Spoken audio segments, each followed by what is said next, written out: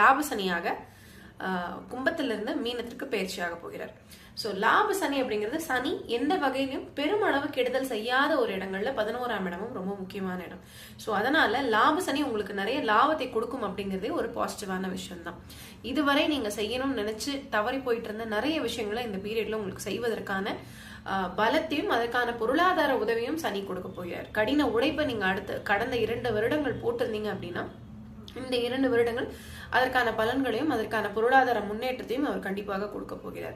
அங்கிருந்து 5ஆம் இடத்தை பார்க்கிறார். நீங்க பொதுவாக சனி 5ஐ பார்ப்பது சிறப்பல்ல அப்படின்னு சொல்லப்பட்டாலும் லாபஸ்தானத்துல இருந்து பார்க்கறதுனாலையும் அவர் உங்களுக்கு பாக்கியாதிபதிங்கிறனாலும், ஏன்னா ரிஷபராசிக்கு பொதுவாகவே தர்ம கர்மாதிபதி யோகம் உண்டு. ஏன்னா 9, 10க்குரிய சனி அப்படிங்கிறவருங்கிறதுனாலையும் உங்களுக்கு அவர் லாபஸ்தானத்துல 9ஆம் அதிபதி 11ஆம் இடத்துல உட்கார்றதுனாலையும் வேலையில பதவி உயர்வு பட்டம் எல்லாமே கிடைக்கக்கூடிய அமைப்பு உண்டு.